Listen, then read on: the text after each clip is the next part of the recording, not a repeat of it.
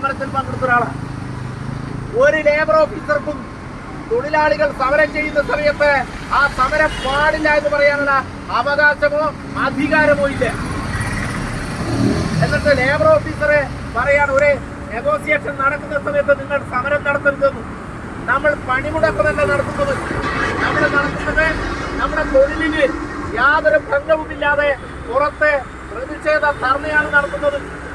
അതൊരിക്കലും ഒരു സ്ഥാപനത്തിന്റെ പണിമുടക്കിയിട്ട് അല്ല നടത്തുന്നത്. ആ പണിമുടക്കിയിട്ട് നടത്തുന്നതാണെങ്കിൽ ഇവർക്ക് പറയാം. പക്ഷെ അതുപോലും അല്ലാതെ ഗതികെട്ടിട്ടാണ് ഈ പെരുന്നാളാണ് വരുന്നത്. പെരുന്നാളിന് തിങ്കളാഴ്ചയാണ് പെരുന്നാള്. ആ പെരുന്നാളിന് ചന്ദ്രികയിലെ ജീവനക്കാർ അവരുടെ കുട്ടികൾക്ക് ഒരു മാന്യമായിട്ടുള്ള ഡ്രസ്സ് വാങ്ങിക്കൊടുക്കാൻ കഴിയാത്ത അവസ്ഥയിലാണ്.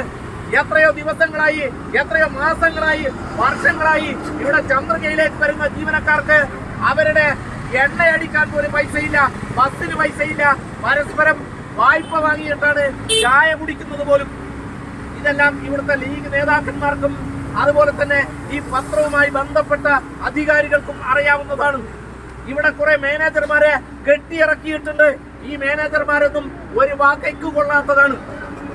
ഒരു വസ്തുനും കൊള്ളാത്ത കുറെ മാനേജർമാർ അവർക്ക് തോന്നുന്ന രീതിയിൽ ഈ ചന്ദ്രികയെ അവരുടെ കയ്യിലിട്ട് അമ്മാനമാടുന്ന സമയത്ത് ഇവിടുത്തെ ജീവനക്കാർക്ക് അത് നോക്കി നിൽക്കാൻ കഴിയില്ല.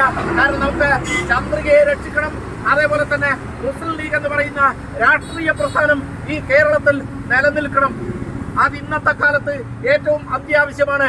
ആ ഉയർന്ന രാഷ്ട്രീയ ബോധം ഉള്ളത് കൊണ്ടാണ് നമ്മൾ ഈ സമരത്തിനെയൊന്നും പുറത്തേക്ക് വ്യാപിപ്പിക്കാത്തത്. പക്ഷേ ഗതികെട്ട അവസ്ഥയിലാണ് നമ്മൾ ഈ ധർണ നടത്തേണ്ടി വരുന്നത്. ഈ ധർണ ഇന്ന് അവസാനിക്കുന്ന സമയത്ത് നാളെ ഇവർ ശമ്പളം തരണം എന്നില്ല.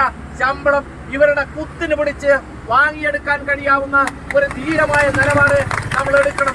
നാളെ മുതൽ ഇവർ ശമ്പളം തരുന്നില്ല, നിങ്ങൾ സമരം ചെയ്തവരല്ലേ എന്ന് പറഞ്ഞു കഴിഞ്ഞാൽ അവരുടെ കുത്തിന് പിടിച്ച് തന്നെ ഈ സാലറി വാങ്ങിയെടുക്കുന്നതിന് നമുക്ക് കഴിയണം. കാശില്ലായിട്ടൊന്നുമല്ല ഇവരിത് തരാത്തത്. ഇവരുടെ ദാർഢ്യവും ധിക്കാരവുമാണ്. ഈ ദാർഢ്യവും ധിക്കാരവും തൊഴിലാളികൾ എന്ന നിലയിൽ നമുക്ക് അംഗീകരിച്ചിട്ട് മുന്നോട്ട് പോകാൻ കഴിയില്ല. ഇവരുടെ മുട്ടുകുത്തിക്കാനുള്ള കെൽപ്പും ശേഷിയും നമ്മുടെ രണ്ട് യൂണിയനിലെയും എല്ലാ ആളുകൾക്കും ഉണ്ട്.